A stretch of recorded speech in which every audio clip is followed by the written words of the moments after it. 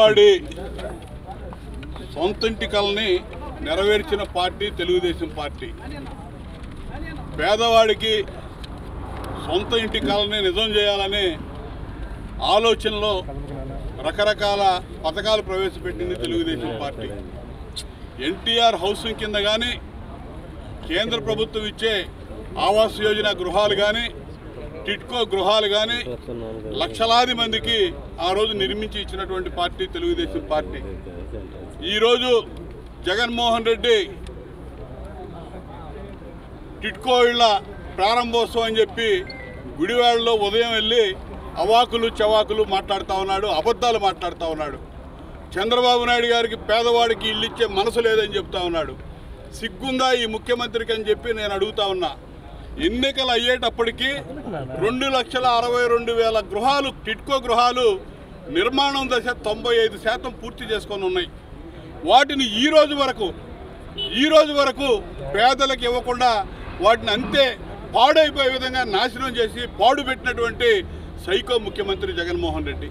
95% పూర్తయినటువంటి గృహాలు పంపిణీ చేయకుండా వదిలేస్తే ఏమవుతాయి 4 సంవత్సరాలని చెప్పి నేను అడుగుతున్నా. అవన్నీ పాడైపోయినాయి. అంతకుముందు పాదయాత్ర చేస్తా చంద్రబాబు నాయుడు గారు లోన్ తీసుకుంటా ఉన్నాడు, 30 ఏళ్ళు కట్టాలి, నేను వస్తే ఫ్రీగా పంచి పెడతాను ఇళ్ళు అన్నాడు. పంచాడా? చంద్రబాబు నాయుడు గారు నిర్మాణం పూర్తి చేసినటువంటి 2,62,000 ఇళ్ళు, ఇదిగో ఈ విధంగా, ఇది గుంటూరు జిల్లా, ఈ విధంగా ప్రతి జిల్లాలో ఉన్నాయి లక్షలాది ఇళ్ళు. 2,62,000 ఇళ్ళు నిర్మాణం పూర్తి చేసుకున్న ఇళ్ళు ఇవ్వకుండా సైకో మనస్తత్వంతో ఆపినటువంటి వ్యక్తి జగన్మోహన్ రెడ్డి. ఆ రోజున చంద్రబాబు నాయుడు గారు ఎన్టీఆర్ హౌసింగ్ కింద 7,76,000 ఇళ్ళు పూర్తి చేసి అందించాం. అదేవిధంగా మరి పట్టణ ప్రాంతాల్లో నిర్మించిన 2,62,000 ఉన్నాయి. మొత్తం 12,56,000 ఇళ్ళు నిర్మాణం చేసి అందించినటువంటి ఘనత చంద్రబాబు నాయుడు గారిది. ఇంకా వివిధ దశల్లో మొత్తం 18 లక్షలు, దాదాపు 30 లక్షల ఇళ్ళు నిర్మాణం పూర్తి చేయాలని చెప్పి 12.5 లక్షలు కట్టి అందించడం జరిగింది. 18 లక్షలు నిర్మాణం వివిధ దశల్లో ఉన్నాయి. ఇవి కాకుండా టిట్కో ఇళ్ళు 2,62,000 పూర్తయిన ఇళ్ళు ఇవ్వకుండా ఈ సైకో ముఖ్యమంత్రి మనసొప్పకుండా ఈరోజు ఎన్నికల ముందు హడావిడి చేస్తా షో చేసి ఇష్టం వచ్చినట్టు అవాకులు చవాకులు మాట్లాడుతూ ఉన్నాడు. ప్రతి చోట కూడా అబద్ధాలు వల్లివేయటం అనేది ఇతను ఫ్యాషన్గా మారింది. ఇవాళ ఏం చేస్తాడని నేను అడుగుతా ఉన్నా. టిట్కో గృహాలు ఇవాళ మంజూరు చేసి నిర్మాణం అయినటువంటి ఎప్పుడూ పోతా ఉన్నాడు. వాళ్ళకి వాటి మీద లోన్తో పని లేకుండా ఈయన డబ్బులు పెట్టిస్తాడా? ఏ విధంగా అయిపోతా ఉన్నాడో చెప్పాల్సిన బాధ్యత ఈ ముఖ్యమంత్రి మీద ఉంది. అవాకులు చవాకులు మాట్లాడటం మానుకోవాలి. పేదవాడికి తినడానికి గూడు గుడ్డ కల్పించే ధ్యేయంతో ఏర్పడినటువంటి పార్టీ తెలుగుదేశం పార్టీ. అంతకుముందు కాంగ్రెస్ ప్రభుత్వం ఉన్నప్పుడు పేదవాడికి 10 బొంగులు 10 తాటాకులు ఇచ్చి ఇదే గృహ నిర్మాణం అనేవాళ్ళు. పక్కా గృహ నిర్మాణానికి శ్రీకారం చుట్టినటువంటి పార్టీ తెలుగుదేశం పార్టీ. భారతదేశంలో పక్కా గృహ నిర్మాణం మొదలైందంటేనే తెలుగుదేశం పార్టీతో అనేది ఈ సందర్భంగా తెలుసుకోవాలి. జగన్మోహన్ రెడ్డి అవాకులు చవాకులు మాట్లాడటం కాదు, పేదవాడి కళ, సొంత ఇంటి కళను ఏ విధంగా నెరవేరుస్తాడో ఇవాళ చెప్పాలి. ఇవాళ జగనన్న కాలనీల పేరుతో మోసం చేస్తా ఉన్నాడు. ఇవాళ మొత్తం కూడా గ్రామాల్లో ఉన్న వాళ్ళని, పట్టణాల్లో ఉన్న వాళ్ళని ఊరి వేసి బయటకి వెలివేసినట్టుగా తీసుకెళ్తా ఉన్నాడు. ఇవాళ ఆ జగనన్న కాలనీలో కూడా 1,000 కోట్ల దోపిడీ చేసి 10 లక్షలున్న స్థలానికి 40 లక్షలు, 30 లక్షలున్న స్థలానికి 70 లక్షలు, ఈ విధంగా ఎమ్మెల్యేలు, మంత్రులు, తాబేదారులంతా కోటాను కోట్లు 1,000 కోట్లు దోచుకొని ఇలా మోసం చేసినటువంటి పార్టీ వైఎస్ఆర్సీపీ అని చెప్పి సందర్భంగా తెలియజేస్తూ ఇలా పేదవాడి ఇల్లు నిజం చేయాలనే సంకల్పంతో చంద్రబాబు నాయుడు గారు ఉన్నాడు. చంద్రబాబు నాయుడు గారు అధికారంలోకి వస్తేనే ఆ కళ నెరవేరుద్దని చెప్పి ఈ సందర్భంగా తెలియజేస్తూ ఈ సైకోని తరిమి కొట్టినప్పుడే పేదవాడి ఇంటి కళ సాకారం అవుతుందని తెలియజేస్తా ఉన్నారు. పేదల విషయంలో చాలా నిరంకుశంగా, నియంత్రితంగా వ్యవహరిస్తున్నారు. తెలుగుదేశం ప్రభుత్వం దిగిపోయే నాటికి లక్షలాది ఇళ్ళ నిర్మాణంలో ఉండి రూపాయి పడినటువంటి కొన్ని ఏదో మధ్యలో ఉంటే ఆ బిల్లులు మొత్తం ఆపేశాడు. గ్రామీణ ఇళ్లన్నింటిలో కూడాను పూర్తిగా వాళ్ళు అడిగితే వాళ్ళ నాయకులు మీరు మా పార్టీలోకి వచ్చి ఇల్లు ఇస్తామంటా ఉన్నారు. పోనీ అంత ప్రలోభాలు పెట్టినప్పటికీ కొంతమంది తీసుకున్నప్పటికీ ₹1 ఇవ్వాల. పేదలంటే చిన్న చూపు కలిగిన జగన్మోహన్ రెడ్డి ఈరోజు మాట్లాడతాడు చంద్రబాబు నాయుడు గారి మీద దొంగ అన్నట్టుగా. పేదల మీద, దళితుల మీద చంద్రబాబు నాయుడు చిన్న చూపు ముద్రేయడం ప్రజలు గమనిస్తూ ఉన్నారు. ఇది పూర్తి అవాస్తవం. ఈరోజు గ్రామాల్లో పోతే మెజారిటీ ఇళ్ళు తెలుగుదేశం ప్రభుత్వంలో కట్టినటువంటి కనిపిస్తూ ఉన్నాయి. ఇప్పుడు నిర్మాణంలో ఉన్నటువంటి టిట్కో ఇళ్ళని సర్వనాశనం చేసావు, చెదలబట్టే విధంగా చేసావు. 4 సంవత్సరాలు అయింది ఇల్లు పంపిణీ చేయడానికి. ఎలక్షన్లు వస్తాయి, ఇప్పుడు డ్రామాలు తీస్తున్నావా జగన్మోహన్ రెడ్డి? ఈరోజు తెలుగుదేశం ప్రభుత్వంలో ఎస్సీ ఎస్టీకి 2,25,000 ఇల్లు ఇస్తే నువ్వు 1,75,000 ఇస్తున్నావు. 50,000 కోత పెట్టడం, దళిత గిరిజన పట్ల నీకున్నటువంటి చిన్న చూపు కాదా జగన్మోహన్ రెడ్డి? దళితులు గిరిజనులు నీకున్నటువంటి వివక్ష కాదా జగన్మోహన్ రెడ్డి? మీరు నిజంగా దళితులకు ద్రోహం చేస్తున్న వ్యక్తి జగన్మోహన్ రెడ్డి అనే విషయాన్ని ప్రజలు గమనిస్తున్నారు. ఇప్పటికైనా మించిపోయింది లేదు. టిట్కో ఇళ్ళన్నీ తెలుగుదేశం పార్టీ ప్రభుత్వంలో చేసినటువంటి లబ్ధిదారులకు ఇవ్వాలి.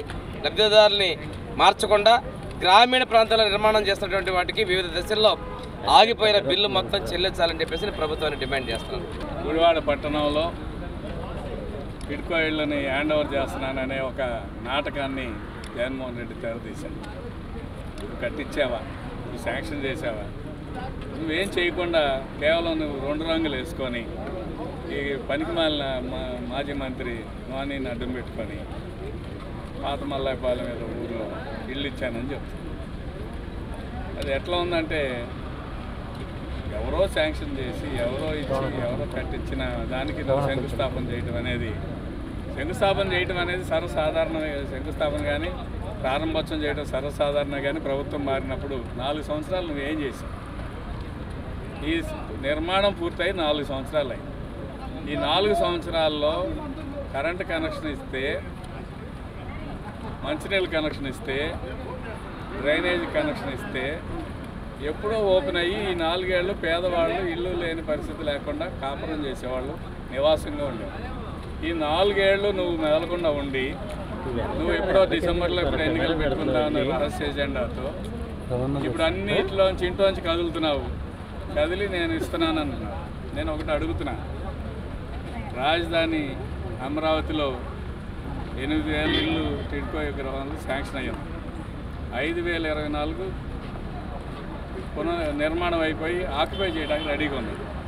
ఇవి గుర్తు రాకుండా ఎక్కడెక్కడో వాళ్ళని రాజకీయం పేరు మీద ఒక ప్రత్యేకమైన ఆల్ఫై జోన్ అనే దాన్ని సృష్టించి స్థానికంగా ఉన్న పేద వర్గాలకి ఒక్క ఇల్లు కూడా ఇవ్వటానికి మనసు రాకుండా ఎక్కడెక్కడో వాళ్ళని తీసుకొచ్చి పేదలకి నేను స్థలం ఇస్తున్నానని చెప్పి ఒక నాటకం చేయాలి.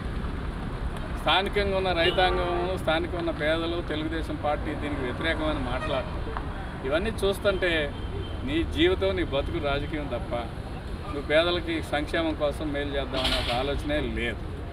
ఆలోచన లేకపోతే చంద్రబాబు నాయుడు గారి ప్రణాళిక ఏంటి? ఒక 4,000 ఇళ్ళు లేకపోతే ఒక 500 ఇళ్ళు, 1000 ఇళ్ళు, 1,200 ఇళ్ళు కట్టించోట ఒక అంగన్వాడీ సెంటర్ పెట్టాలి, చుట్టుపక్కల ఒక రేషన్ షాప్ పెట్టాలి.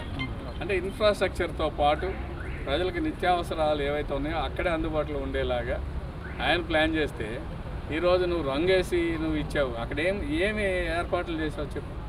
అంటే వాళ్ళు ప్రతి అవసరం కోసం 2-3 కిలోమీటర్లు 4 కిలోమీటర్లు నడిచి వెళ్ళాల్సిన పరిస్థితి. అంటే పేదల పట్ల దయ ఉన్నవాడు అయితే ఇలాంటి పనులు చేయరు. ఎవరో చేసిన పని నీ పనిగా చెప్పుకోవటానికి తప్ప ఒక రాజకీయ కక్షతో కార్పణ్యాలతో పేదల్ని 4.5 సంవత్సరాలు ఈ రాష్ట్ర వ్యాప్తంగా 2.5 లక్షలు 2,60,000 టిడ్కోలు గృహప్రవేశానికి సిద్ధంగా ఉన్నాయి. రాజకీయ పక్షాలు సిపిఐ కానీ తెలుగుదేశం కానీ అన్ని రాజకీయ పక్షాలు టిడ్కో గృహాలు ఇవ్వాలని డిమాండ్ చేశారు. నువ్వు వాటిని పెడచెవిని పెట్టి ఈ రోజున నీకు రాజకీయమే ముఖ్యం, నీకు గెలవాలి కాబట్టి నేనేదో చేశాననే ఒక పనికిమాలిన ఆలోచనతో ముందుకు వచ్చాం. ప్రజలు నీ నక్కజిత్తులు, నాటకాలు, మోసాలు గమనించారు. పేదవాళ్ళు కూడా 3-4 సంవత్సరాల నుంచి అనుభవించిన మోసాన్ని లేకపోతే నయవంచనని తెలుసుకున్నారు. కాబట్టి నీ ఎత్తులు జిత్తులు పారవు జగన్మోహన్ రెడ్డి. నువ్వు కొత్తగా చేసింది ఏమి లేదు. ఏదైనా చేశాడంటే ఆనాటి కేంద్ర ప్రభుత్వాన్ని ఒప్పించి ఆనాటి అర్బన్ డెవలప్మెంట్ మినిస్ట్రీ వెంకయ్యనాయుడు గారిని పట్టుకొని చంద్రబాబు నాయుడు గారు శాంక్షన్ చేయించాడు, కట్టేశాడు. ఎన్నికల కోడ్ ముందు వచ్చేసరికి కొద్దిగా 3 నెలలు ముందు వచ్చేసరికి ఇవ్వలేని లాటరీలు కూడా తీసి ఎవరికి ఏ ఇల్లు అనేది ఎప్పుడో నిర్ణయించి ఇచ్చేశారు. నువ్వు చేసింది 4 సంవత్సరాలు మేనమేషాలు లెక్కేస్తూ వాళ్ళకి గృహప్రవేశం చేయించడానికి నీకు 4 సంవత్సరాలు పైన పట్టిందంటే నీకు నిజంగా పేదవాళ్ళ మీద ప్రేమ ఉంటే ఇలా వ్యవహరించమని తెలియజేస్తూ ఇప్పటికైనా చెబుతున్నాం. ఆ టిడ్కో గృహాల్లో అన్ని రకాల వసతులు అభివృద్ధి చేయాలి. కేవలం నీ చేతి మీద ఇచ్చానని చెప్పి ఒక ఆట ఆడుతున్నావు కానీ అది కాదు. అన్ని సౌకర్యాలు అక్కడ కల్పించాలని మేము డిమాండ్ చేస్తాం.